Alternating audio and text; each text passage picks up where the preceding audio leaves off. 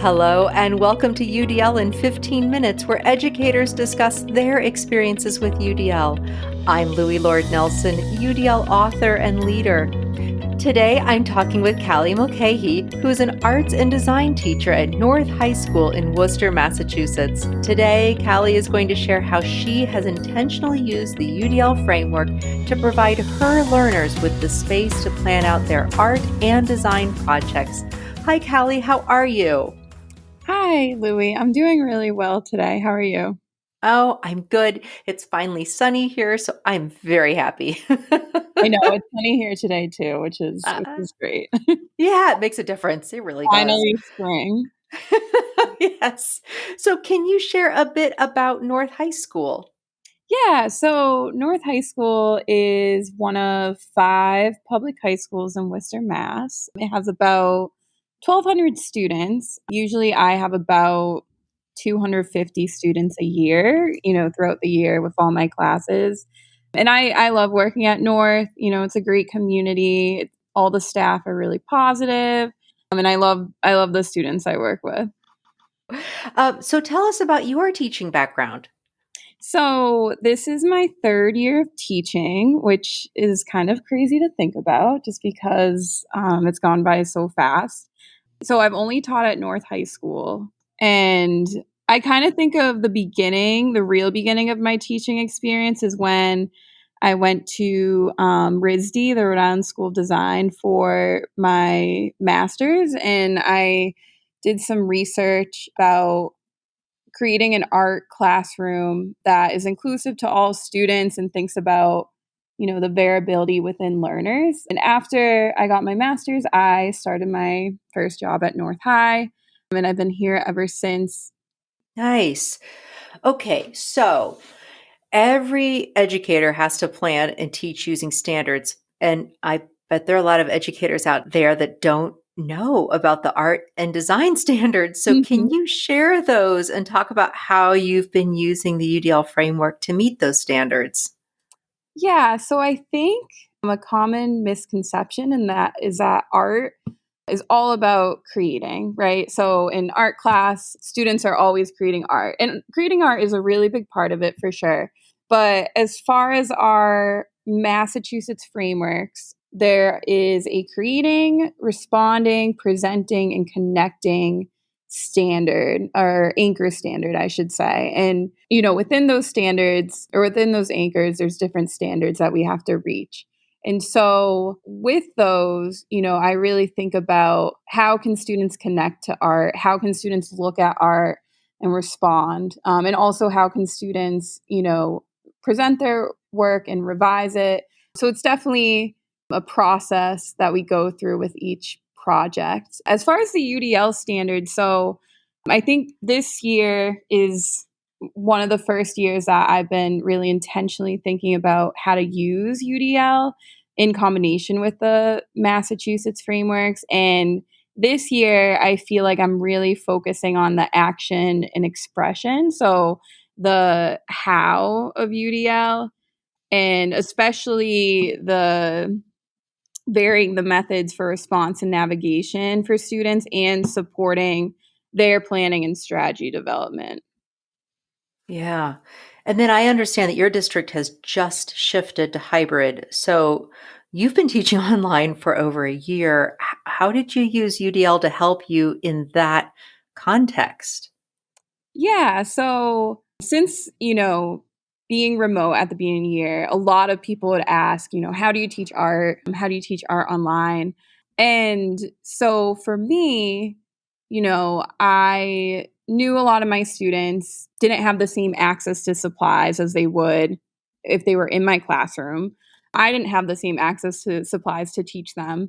So I felt UDL really helped me because I could think about how to be how to allow my students to be flexible in the ways that they were showing their knowledge to me and meeting the standards. So one big thing that I shifted in my practice this year was really having students focus on planning out their artworks and also giving them more options on how to do that. So before, in my first couple years, and this is kind of how I was taught growing up, and kind of, I think the more traditional way of planning is, if you're going to make an artwork, make a sketch, right? But in reality, if I sat and thought about it, I'm like, okay, what is the goal that I have for my students for them planning? And I realized it was more that, I want them to show artistic intent. I want them to show evidence that, they're thinking about their artwork before making it. And so I realized, I'm like, I think they could do that, without only doing a sketch. So what I've done is I've expanded the options for them. So when they're planning a project, they can still do a sketch if they want, because that's definitely, a very widely used way of planning for artists. But they can also write out their idea.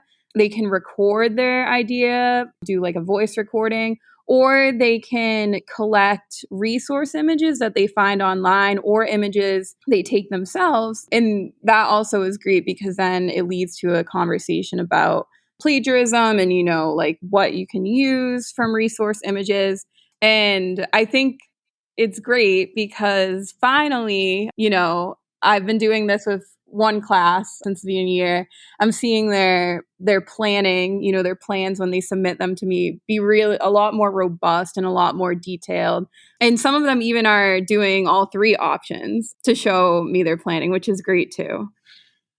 That's awesome. I'm thinking about the fact that these are high school students and they need to be at that level of planning and taking the time to think through things and understanding how to use their time better within a larger project. So, have you seen any kind of shifts there with any of the students? Yeah, I think for sure. So, I mean, when I first started teaching, I kind of relied on what I was taught, right? And what I was used to. And I think growing up, a lot of times we were given projects that were very like step by step, and everyone kind of made essentially the same project. Obviously, each had its own flair depending on the person, but they all looked the same in the end. So with UDL and this new, planning approach I have, I think I'm getting a lot more variety in what students are creating, as well as, having them plan it out. I think the craftsmanship of their work is stronger just because they're thinking more intentionally about what they're creating before. And I also, a big resource I use is a kind of flow chart. It's called the artistic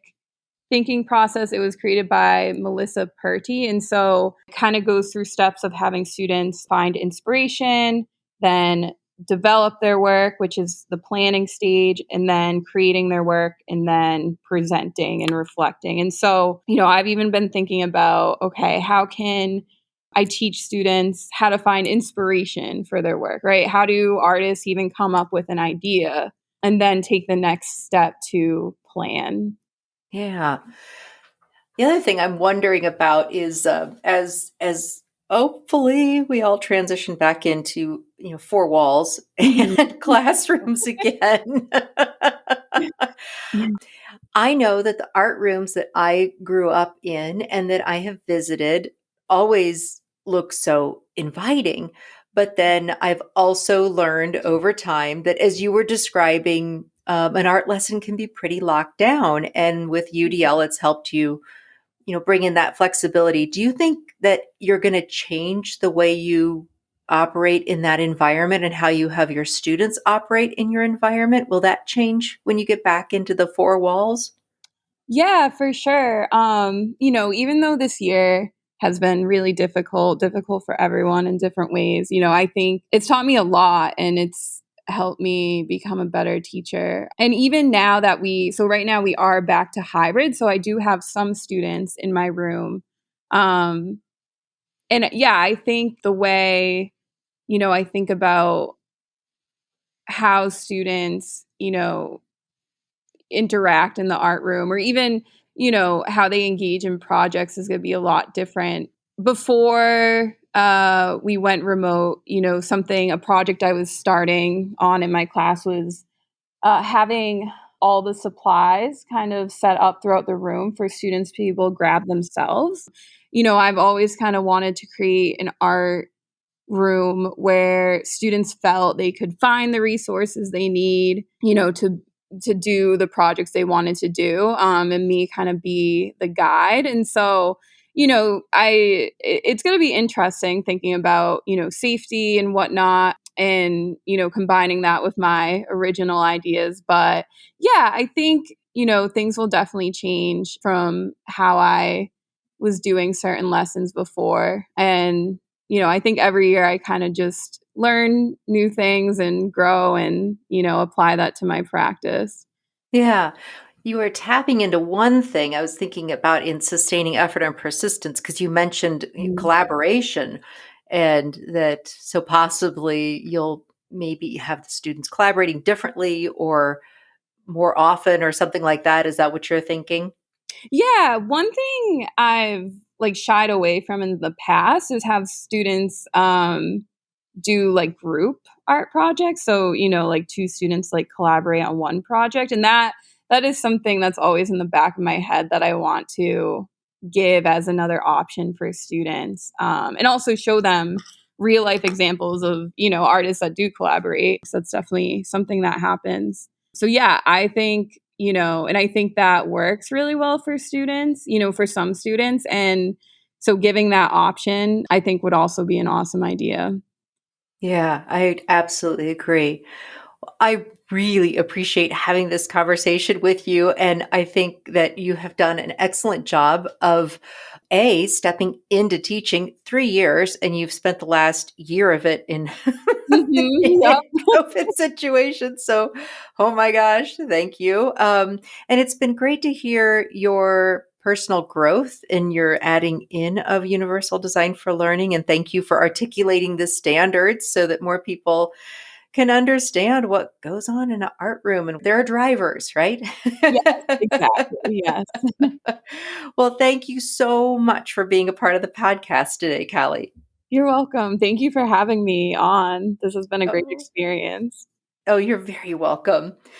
So, for those listening to this podcast, you can find supplemental materials like an image montage with closed captioning, that montage with audio descriptions, a transcript, and an associated blog at my website, theudlapproach.com/podcasts. And finally, if you have a story to share about UDL implementation for UDL in 15 minutes, you can contact me through the UDLapproach.com. And thanks to everyone for your work in revolutionizing education through UDL and making it our goal to develop expert learners.